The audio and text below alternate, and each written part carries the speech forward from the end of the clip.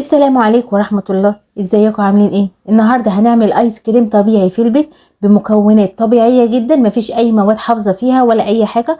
طعمه تحفة بجد خطير. انا عملت الايس كريم بالمانجا. عندك ممكن تعمليه باي نوع فاكهة عندك يتعمل بنفس الطريقة، هيطلع معاكي مظبوط جدا، والمطة بتاعته طعم مظبوط جدا جدا جدا. لو اول مرة تشوفونا ياريت تدعمونا بالاشتراك في القناة ولايك والشير كتير كتير كتير. يلا نشوف هنعمل ازاي. هنجيب عندنا المانجا او اي نوع فاكهة عندك تكون متلجة، يعني انت تلجيها، يا اما تقطعيها وتلجيها، طلعتيها متلجة قطعيها على طول في الكبة بتاعتك او اي مطحنة اللي هي تطحنه كويس جدا، تفرمه كويس جدا.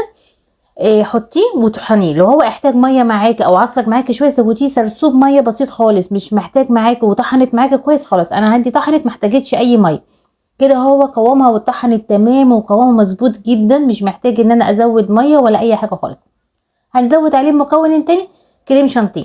لو كريم شانتيه خام هتحطي عليه سكر بودرة، مش خام اللي هو الجاهز ده، زي ما هو عليه 3 معالق سكر لبن بودرة. ده اضافي اختياري مش اجباري، بس بيخلي الطعم بتاعته ونكهته مختلفة تماما، بيزود ليه الطعم حلو قوي.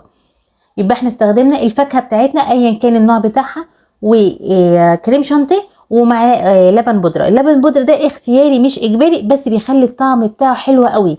بس حطينا، ويعني انا استخدمت كوب واحد كريم شانتيه خام على منجتين، طلعها معايا مظبوط. وبص المطه خطيره ممتازه، طعمه تحفه تحفه تحفه، احلى من بره بكتير، وعمل معايا كميه اكتر من كده بكتير جدا، وارخص واوفر.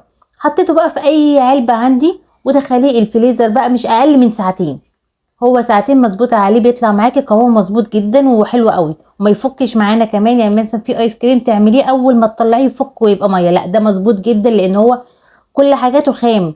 مانجا خام على فاكهه على طول، على كريم شانتيه ما زودتش ميه ولا سوائل ولا اي حاجه خالص، ما فكش معايا خالص. لو عجبكم الفيديو والطريقه ياريت تدعمونا بالاشتراك في القناه ولايك وشير عشان يوصلكوا كل وصفاتنا وفيديوهاتنا الجديده. وكمان كل الاشتراك والتعليقات بتاعتكم بيعلي من القناه بتاعنا، وان هو يخليها الريتش بتاعها يعلى اكتر. بس انت هتطلعيها من الفريزر تسيبيها تهدى بالظبط دقيقه في الحر دوت، هي هتفك على طول عشان تعرفي تشكليها وتقدميها كويس بقى. وحطي عليها زي ما انت عايزه، تحطي عليها كريم كراميل، عايزه تحطي عليها صوص شوكولاته، تحطي عليها مكسرات، كل حاجه على حسب ما تحبي تاكليها كده زي ما هي ساده. هي خطيره بجد، مش محتاجه اي اضافات او نكهات او اي حاجه خالص. يبقى احنا هنعمل الايس كريم ده بمكونين 2 بس. الفاكهه اللي عندنا اهم حاجه تكون مثلجه مجمده كويس، وكريم شانتيه فقط لا غير، ما نزودش اي حاجه تانية. جربوها وجربوا الطريقه وقولوا لي ايه رايكم في الكومنتات، ان شاء الله هتعجبكم. ولو عجبكم الفيديو ما تنسوش تعلقوا لي في الكومنتات وتقولوا لي ايه رايكم فيها وفي طريقه الوصفه. وصفه سهله جدا، بسيطه جدا، طعمها خطير بجد، احلى من بره بكتير، وسهله خالص خالص، والطعم حكايه حكايه حكايه. الف هنا وصحه عليك، واشوفكم في فيديو جديد ووصفه جديده من قناه لمة العيله.